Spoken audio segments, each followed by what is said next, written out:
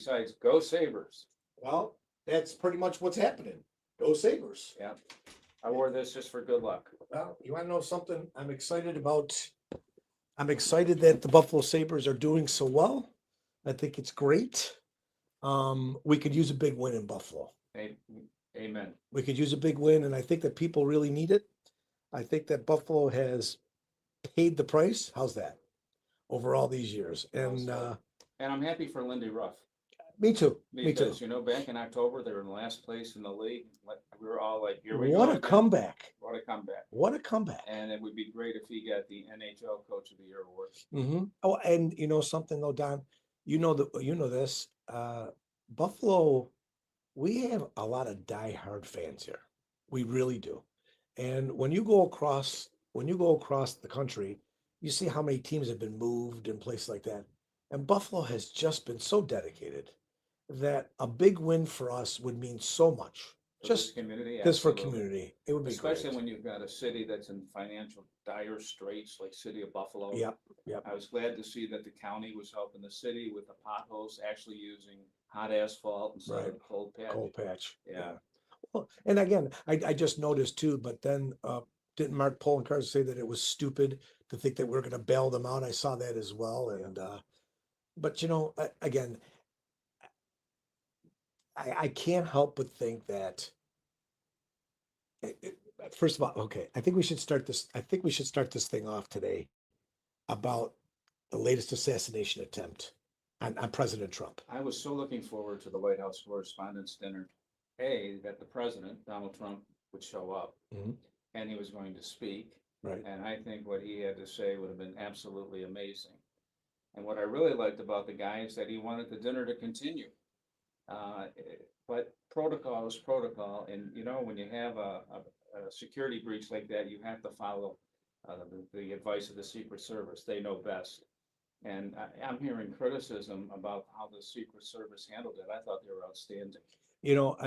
First and foremost, I respect. There was one representative who came out and said, a Democrat representative said that we have to stop trying to kill the president.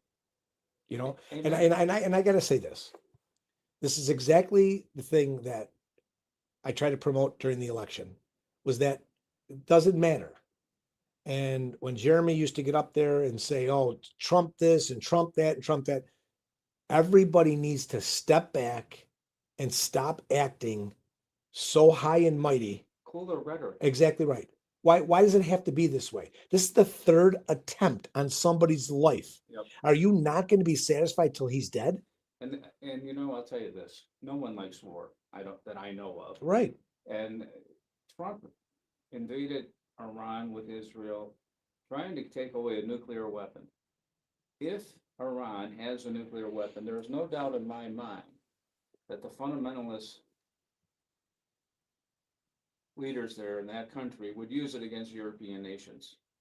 And what do? We obliterate Europe, and thank goodness as far as we know, they don't have a missile that would take it all the way to the shores of the United States. But I give the guy credit for trying to make the world a safer place. Well, but you hear the Democrats saying to him, "Thank you, Mr. President, for," you know what they say? "Oh, another endless war. Here we go again. How much is this going to cost?" And I want to say something to that point. Let's just take this back a little bit. Forget that this is a Republican, Democrat, Republican, doesn't matter. What happens is we put these people in office. We trust their judgment. We obviously know that they've got more information than we do, and they make these decisions. Now, that goes for Democrats, Republicans, whatever. When Obama went into Libya, or when Reagan did what he had to do with Russia, all this stuff, we assume that they know. Now, I'm not saying that we shouldn't question. I'm not saying that we shouldn't ask for the specifics of what's happening. But the point is that they're not going to be happy. And I'm not blaming any party. It's the people who think that it's okay to act this way. Where have we come to? Did you see the 60-minute interview with former Senator Ben Sasse? Unbelievable. I had tears in my eyes. Unbelievable. The guy is dying of pancreatic cancer, and he says on Capitol Hill, both the House and the Senate has lost their focus They of have. what the important things they should be dealing with. And there's somebody in the Democratic National Committee who's giving these Democratic congressmen and senators talking points. Right. Because if you listen, they all use the same word, different phrases, but the same words are used because it's a talking point. And they have nothing positive to say about the United States. They have nothing positive to say about the American people. They are against showing a voter ID. Are you kidding me? Yeah, but see, but that's the point. Sass, who is dying, Dying. comes to the realization that they've lost their focus, and it's terrible that you got to come to that point.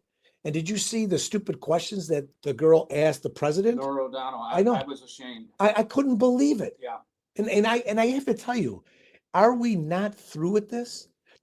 Are you not going to be happy until this man is dead? Listen, in 1968, Walter Cronkite put out a memo. I have it in my desk here in Buffalo, a copy of it, talking about the liberal slant of the media. It was bad then because Richard Nixon was running for office for president, and he told a joke out on the stump, and people roared.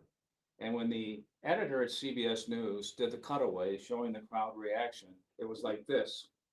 And Cronkite said, that's distortion on our part. When the crowd laughs, you show them laughing in response. That's right. You don't show them sitting there with their arms folded and like they're disgusted with the joke.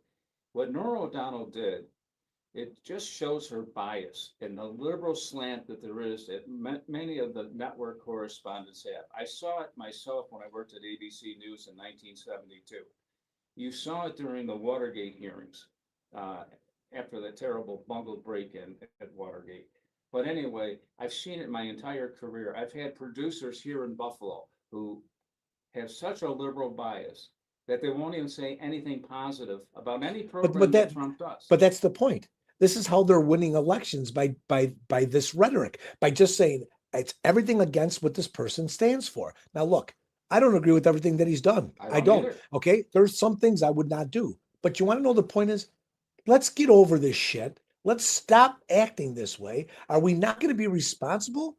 Are people happy? Are going to be happy that this guy gets killed? Is that what you're waiting Well, for? there's some members of the Democratic House of Representatives said someone needs to put a bullet in his head. Hakeem Jeffries, in my opinion, should step down from his position because agree. I think that he is the nastiest, meanest person I've ever seen. And it goes to show you that they don't care. Chuck Schumer, I don't even think Chuck Schumer has a clue of what's going on anymore. Well, this isn't the Chuck Schumer today that I knew yesterday. Chuck Schumer used to be very approachable and reasonable, and he is so afraid of the socialist left that someone's going to take his seat away. He should retire after all these years. He has a lot of juice down there. Don't you kid yourself for one second. Of course he does. He has a lot of juice, but he's not using it for the good of the country. Don, what happened? What happened to parties, both parties? What has happened that we've become to an obstinate state in our politics that nobody's listening to the people? You want to know why people are disenfranchised? It's because of this. I agree. You want to know why people don't want to watch news? I told Stacy yesterday, I was 1 inch away from stop watching news again. I stopped. I'll go back on the air. But it's true. I want to stop watching it because it's just it's so polarizing. And look at you talk about Nora Daniels and you talk about these people, how they're liberal slant, and you go on Fox and see the same thing and CNN and see the same thing. What has happened to the fact that we're not reporting the truth of things? What happened to the fact that we can't even have conversations about what's going on every day because people are staying away from this? They don't want to vote. They're putting people in to keep making these bad decisions because people don't believe in our system. Well, you ran twice. Yeah. And look at the voter turnout. Oh, it was appalling. It was appalling. And you know, if the voters don't care, this is going to continue That's right. because we keep putting the same people in power year after year after year, expecting a different result. Same with the state of New York. There's still no state budget. You know what? They shouldn't be paid. The deadline is April 1st. You have all year to put this budget together. You can't tell me that you don't know what the spending plans That's are. right. Well, it's an election year now, and And the every lobbyists that's are right. in That's there. right. And everybody's playing this stupid game. But you want to know what's fascinating about this is that they think that people are stupid enough not to understand that. They really believe that people don't understand. I think people understand so well that they've just given up and said, "Why are we even bothering? We're going to go do our own thing. We're going to go do what we think is right." They're not listening to people anymore. Or they're not listening to our politicians anymore because they don't believe what they say. And look at New York State. And specifically, look at Manhattan and New York City and the boroughs with this socialist mayor. We just need you, the rich, to pay a teeny little bit more. I thought what he did, To Ken Griffin was I thought that sinful. it was appalling. Yeah. You cocky little bastard Amen. getting out there knocking on the camera and said, "I reduced it." Guess what? He should walk out of New York. He should take everything out of there. And then what are you going to do? Yeah, and when Wall Street leaves, Oh my the God. financial district and New York City will collapse. Oh my God. This is how arrogant can you be? Yeah. See, that's another thing. How can you be so arrogant in those positions? And we've got a few around here that are very arrogant. Yes, we do. We've got quite a few who think that they walk on water and they think that it doesn't matter. A 25% tax increase in 1 year. Look I'm going to give Sean Ryan the benefit of the doubt. I'm going to say that he needs to do that. Well, then tell you what. But Okay. But to that point, let's assume he has to do it, and let's assume it was past Democratic administrations Which it was. that does this. That's right. But now let's say he had to do that. Here's the problem with this. He's stuck with this. He's got to figure it out. I told you this before. Did Sean Ryan go through every single one of those departments to make sure that they've not spending too much money? Did he go through that? Did he do that? Do we really need 4 deputy That's right. mayors at 6-figure That's right. salaries? That's right. Are you kidding me? What's the mayor doing? That's right. If he's got That- all these deputies. That's the point. Has he done all that? I think it's incumbent upon them to prove to us that you went through that and there is no waste or fraud or abuse in every one of your departments. Look at Mark Poloncarz. He wants to blame every one of his department heads. Who's in charge? You are, Mark. You did it. It's your job. Buck stops here. That's right. Yeah. Stand up for it and say, "Yeah, I got to fix my own house." He's not doing that. He's worried about Westwood. He's worried about getting a golf course together. Did you love that one too? Yeah, 2 years from now. Yeah, before 2 we're years done. now. 2 years, and the DEC didn't sign off on it like he said he had all done. That's because politicians don't care what they tell you at the moment because they know you're going to forget it and it's going to be the next thing. Look, the lawsuit's still going on. I got a call from Steve Watson. You'll love this. Steve Watson calls me up and He's says, from the Buffalo News. Buffalo News, calls me up and says, "Hey, I want to talk to you about the Westwood thing." I says, "What's up?" He goes, "Well, tell me what's happening." I says, "We're just waiting for a decision to be made." He goes, "Well, what do you think?" I said, "Look, go to business first. Go look at business first and see all the articles about country clubs. Oh, yeah. I want you to see That was a good what I article. want. There's many of them, but they're all saying the same thing. Golf is hot. People are out there buying golf courses, doing all this stuff. Demand is Th- high. That's huge. Now you would think that our politicians would be smart enough to know this, but I told Steve, I said, "Steve, they did it wrong. Mark rushed to judgment. The culpa rushed to judgment. It was an election year and they thought that this was a winning thing. I want the judge to come back and say, you got to start this process over and give the people a chance. I want Sean Lavin. How about my $8 million? That's right. That's right. I want Sean Lavin because I really hope this man does a good job because I like Sean. I really do. Sean, do me a favor. Go out for bid. See if anybody else is interested in buying this. We'll get our $8 million back. You haven't even begun your term. You're going to be faced with so much debt. You're going to have to figure out how you're going to do this But stuff. he works for Poloncarz, so he can't. do it. Crazy, He crazy. He won't do it. He doesn't want to lose his job. Listen, the sooner that Mark Poloncarz is gone, the better. Really. Because right now, he is a lame duck county executive. He is just saying what people think he thinks people want to hear. In my opinion, you're worried about building Westwood. You see how many problems you got in the county? You see what's going on over there? Well, you know what? You can tell it's an election year because lo and behold, thank you, Jesus. They're going to repave Maple Road. Now, how many years? You know, I said to my wife, I went down to a restaurant for a luncheon with some former Channel 7 employees the other day, and I picked up this guy, very good journalist, retired, and we hit a pothole. And I said, my God, I'm lucky I didn't get a flat tire. I said, it's not worth having a nice car in Western New York. The roads are in such terrible shape. And I say to Steve Floss, the highway superintendent out here in Amherst, yes, every spring we get potholes, but not like this year. And you know why? It's neglect. They've neglected these things, and so is the city of Buffalo. Finally, Gene Vinyl, who's running for reelection to the Erie County Legislature, has got a, not all of it, but part of Maple Road is finally going to be repaid. It's 2026. Why have we waited so long? You go down that road. I go down it. It's a main thoroughfare. For in this day and age, to neglect our highways and roadways like this is sinful. And Don, look at, that's the point. But let's take all the problems we got. The highway department has equipment that doesn't work. Oh, big They've time. they've got issues. So we've got these things that we've got to figure out what we're doing. Look at, I encourage every one of our politicians, do an analysis of what has to be fixed, what has to be done. Sit down and be honest. Dan, if I was a Figure it out. working journalist today, let me tell you what I would be on. Number one, I would be out at the OTC in Batavia, and I would be saying to Byron Brown, did you really leave the city in shambles to the tune of over $100 million in debt? What were you thinking? Yep. And then I go to the city controller, Barbara Miller Williams, and say, where were you to sound the alarms for us for all these years? It wasn't just 1 year we rang up $100 million deficit. I mean, I feel sorry that John Ryan inherited this mess. Makes you wonder who would want to be mayor in the first That's place. right. Well, that's the whole point. You're right. That's the whole point. So then when they come in there and they try to do the right thing, because they have to do it, look at Sinatra. Stopped all of his development. Look at Jamal. That's right. Look at what's happening. Think about this. Don't think that we're not going to pay the piper. Don't think it's not going to happen.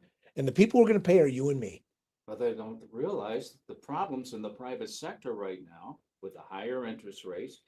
And the bad news about Doge, the downside, was Jamal had these office buildings in Washington, D.C. that were rented out to federal agencies that were wiped out by Doge. So he's got empty office building with no rent. Right. So there's your cash flow problem. That's right. You don't have to be a genius. The other thing I do, Dan, is I go over to the town highway department and I say to Steve Foss, what in God's name is going on?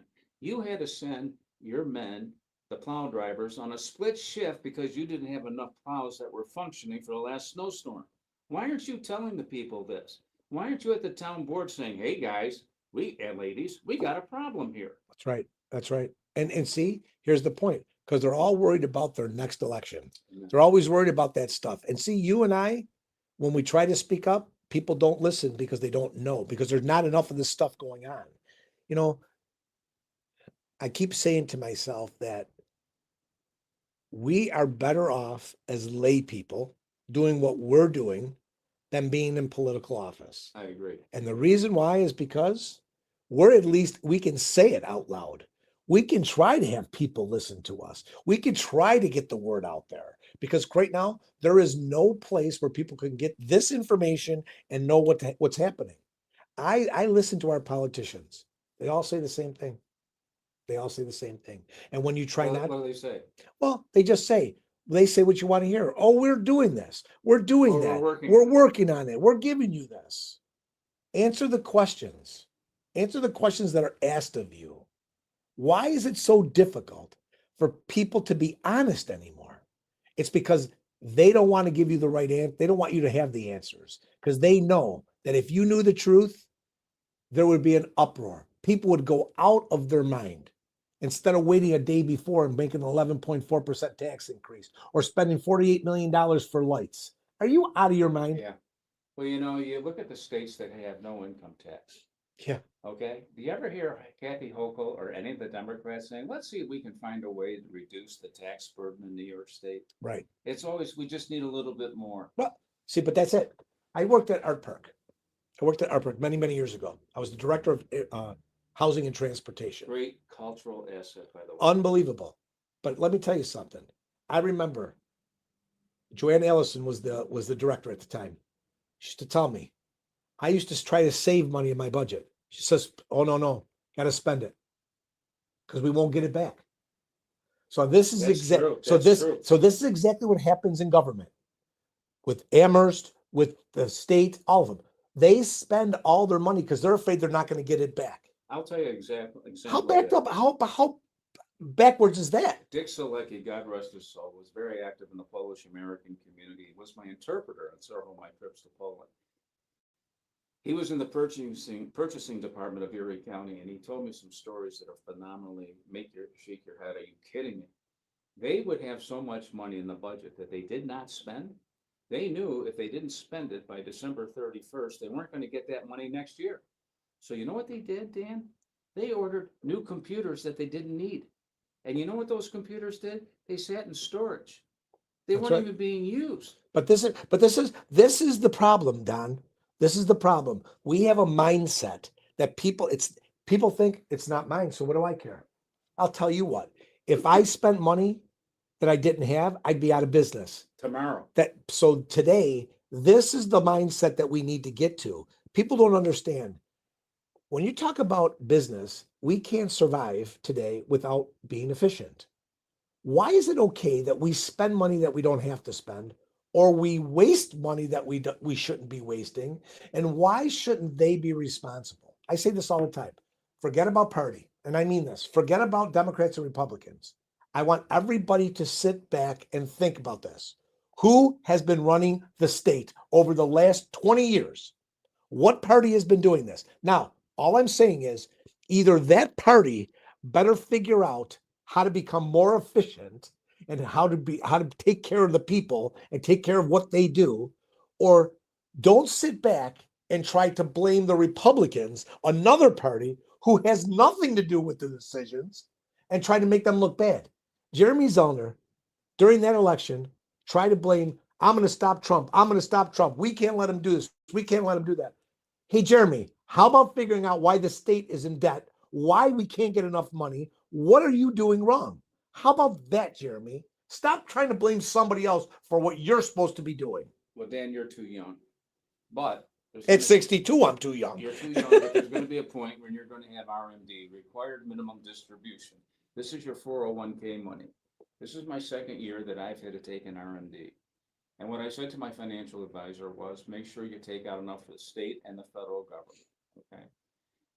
I ended up getting a small refund from Uncle Sam, and yet I had to pay another $1,500 to Albany. And I love Buffalo, and I love Western New York, and I love my doctors, I love my dentists, I love my personal attorney, I love my friends here, I love it. But this is what burns my earlobes.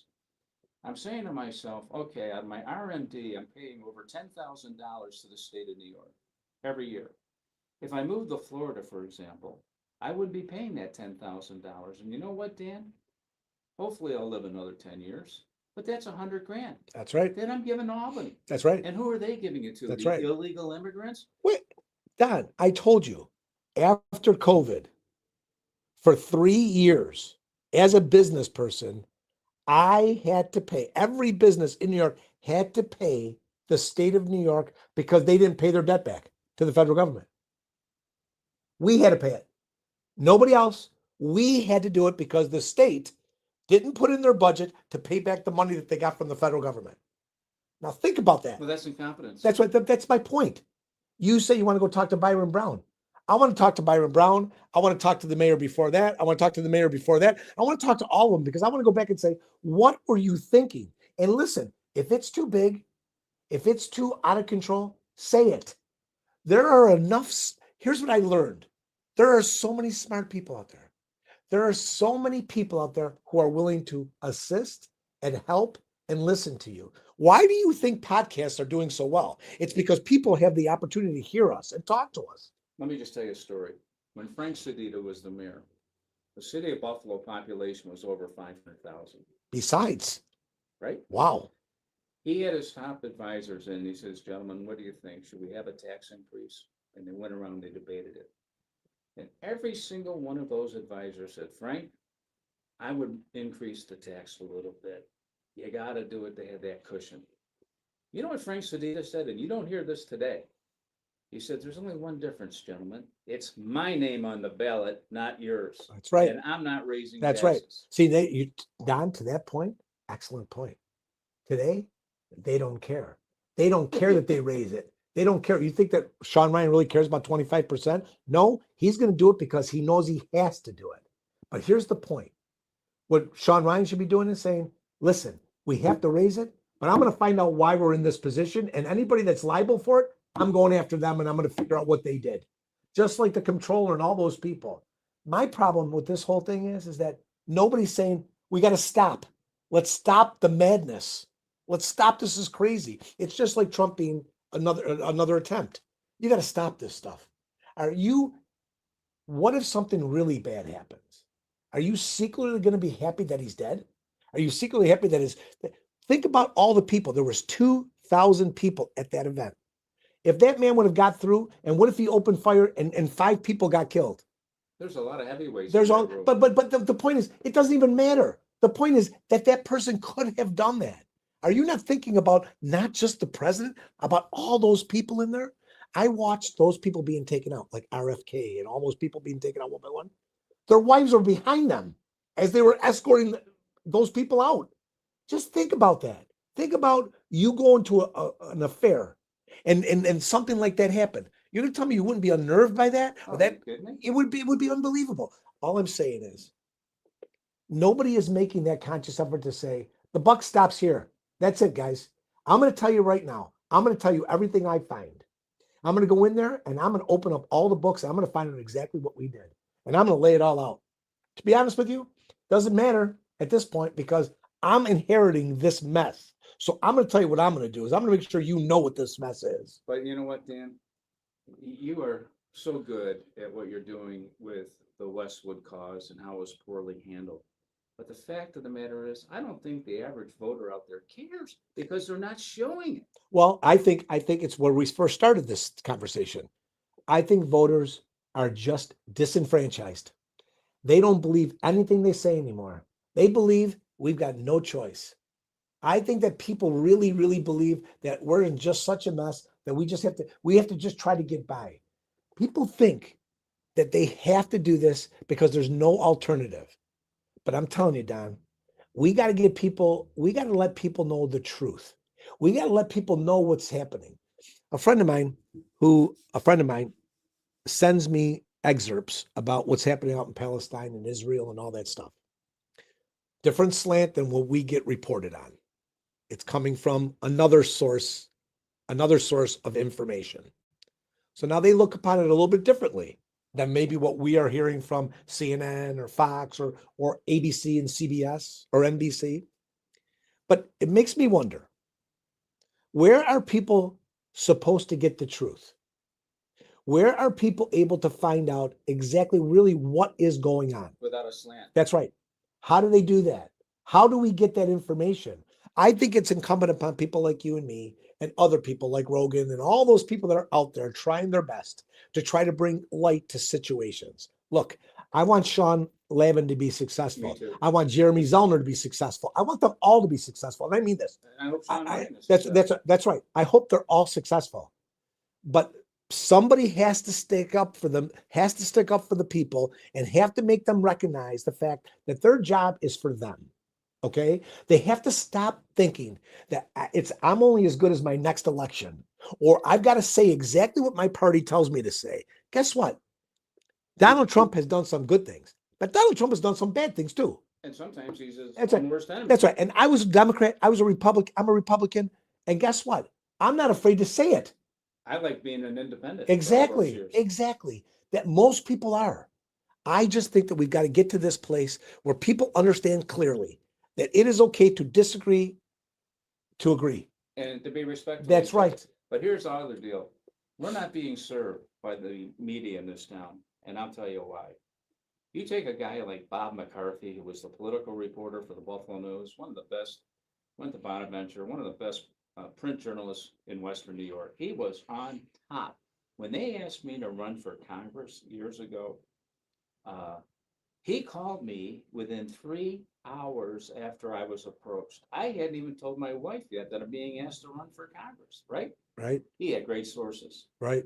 What do? Lee Enterprise comes in, owns the Buffalo News. They start hacking away at the reporters. Right, He was given a buyout, told him, back up, you're right, gone. right. They have so few reporters at the Buffalo News that we're not getting the news that we need. I turn to business first now to find out what's going on, not just in the business. But we're community. splintered. We're But we're splintered. splintered. And now let me tell you one more thing, Dan. Channel 2 is owned by Tegna. Channel 4 is owned by Nexstar. Nexstar made a bid, multi-billion dollar bid for Tegna. And Trump and the FCC approved it, but a federal judge is withholding it. And I'll tell you why. It would give Nexstar so many TV stations around the country, but in a market like Buffalo, they would run Channel 4 and Channel 2. Now, you don't have to be a genius. If you're in the private sector and you're profit motivated, you want to make some money, you think you're going to pay for two newsrooms? That's right. You're going to simulcast those stations. That's right. They're going to see, and you're going to have limited That's market right. scope. And eventually, wait till artificial intelligence kicks in, and you won't need anchors. You can have artificial intelligence doing, That's right. what's the word? An avatar. That's right. Do the news. That's right. The people of Western New York have got to stand up. And here's the other thing, if I may say this, I've been honored. I'm asked to do the commencement speech at Damon University this May, and I'm doing it to the undergraduates. And the research shows that these people, the young people, don't watch television news. So I'm going to be addressing a bunch of graduates, and I congratulate them for that. But they aren't going to know who I am, Right. because That's they right. don't watch local television news. They get everything off that iPhone. That's right. That's okay? right. And it's a different generation than what you and I grew And up. because of that, that's the issue. How do we get out what people need to know? So I think basically, Todd, it's about us asking a bunch of questions and just keep asking questions. Well, this is why the podcast That's is right. gaining in That's right. popularity. Just ask questions. You got to keep asking the questions. And I'll ask it again. I want every one of our politicians to explain why, when they spend money and why. I want every one of our politicians to say that they've been through each one of their departments and they've made sure that they're efficient. Show us that you've done it. I want you accountable for your job. You are not there just because we elect you and you're to look pretty and do nothing. You're there to make sure you do your job thoroughly And make a difference. and make a difference. And listen, and it's if you part of my can't, speech, by the way. that's well, if you can't make a difference, you have to explain why you can't make a difference. That is the point. We are in a situation now where I've got a 7-year-old. Okay. I look at her now and I say to myself, what is it going to be like? Oh, I have the same question. We just became our 7th grandchild on Right. Sunday, and I'm like, what kind of world is she going to That's grow right. up in? That's right. My daughter, my 7-year-old, Who's beautiful, by the way. thank you. They have got to recycle information so fast. We're giving them all this stuff with no logical platforms. Nothing's logical. They get on there, they go to Roblox and whatever it is, Roblox, whatever it is. My point is that we have to make sure that we are disseminating the information, that they're getting channels that they can look at to make educated decisions in their life. Because everything that's happening right now, we are making decisions based on 1-minute segments or 3-minute segments. Look at TikTok, absolutely brilliant in what they did, but it's dangerous. Can be. Oh, it's 3 minutes. You're getting sound bites in 3 minutes. You're making decisions based on 3 minutes. I had to do a 1.5-minute package on major issues. Yeah. And sometimes Yeah. I'm interviewing like the governor, and I'm using a 15-second sound Right, bite. right. Think about it now, Don. So all of a sudden, there's nobody watching it. They're able to put whatever you want on there. You could do whatever you think. You wonder why we have people who are disenfranchised. You wonder why people don't trust. Even the shooter, this Cole Allen, right? He was from Caltech. He seemed like a very smart individual. They showed a clip of him. This man had a manifesto. It said all this bad stuff about the president. What proof did you have from that manifesto?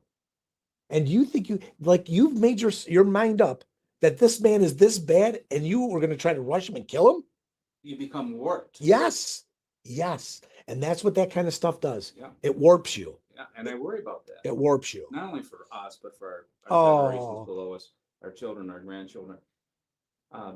Mario Cuomo, was a wonderful governor in many, many ways. And Mhm. I'll tell you one thing, he was bright. Oh, yes. And he would come to town and I had conversations with him and he and Jimmy Griffin had a blowout. And he said, "Hey, Don, wait a minute. Jimmy Griffin doesn't like me? Well, let me show you something." He takes off his watch and it says, "To Mario, best wishes, Jimmy Griffin." Griffin had given him a watch when he was a state senator to Mario Cuomo. No kidding. They were friends, but Griffin, as the mayor, wanted Albany to help us out a Of little bit course, more. of course. And Cuomo says, "I don't have the money," and Griffin got upset. But those days they could talk to each other. Right. Nowadays, they don't even talk. When's the last time Schumer went to the White House and said, "Mr. President, here's where I think you're doing a great job, and here's where I think you and your staff have got to get Sound bites, on Don. top of." Yeah, Sound bites. I know. That's what this is all about. You know something? We're going to have to continue this next week. We have to continue this more. And I think what we should do is I think we should do research on just the sound bites that we hear and what kind of information. Let we me have. just say this before we close. Raskin, the Democratic congressman from Maryland, Yep. Baltimore, was asked yesterday, "Do you think that maybe you should tone down your rhetoric?" I saw that. And he goes, "What rhetoric?" I know. And if I was that reporter, I would have said, "Well, just give me a minute. I'll have our producers go Oh, and bring out they were all your bringing- former sound bites." But guess what? They never showed it on any other station. No other station, but you're right. And he's been the biggest one. Oh, my goodness gracious. So, and that's what it is. So listen, people, look at, I think it's time. I think it's time that we all stand up and we start saying enough is enough. Does anybody really want to see the president get shot and killed? No, I mean, do we really want that in life? that's not Do the we, kind I of mean, people that's we not, are. that's not the kind of people we are. We need to stop this. And whether you're a Democrat, Republican, it doesn't really matter. The point is that this is bad behavior. Republicans, Democrats, progressives, liberals, all of us, they need to stop. We need to stop saying bad things about people. We need to hold our representatives responsible. We need to question them and we need to do it the way it's always been done. And if you have a chance, go to the 60minutes.com and Yes. pick up that Ben Sass interview. Incredible. It'll bring tears to your eye. The honesty from this man. He's a dying man and he told it like it is. Yeah. And we think, need more of that. and look at the contrast between the reporter asking the president those questions and Sass. Look at the contrast, and that will show you nothing is clearer than that, where you could see what they asked him and what Sass is telling you. It's got to stop. Right, man. Thanks, Don. Thank you, Dan. Next week. All right. See you then. Okay.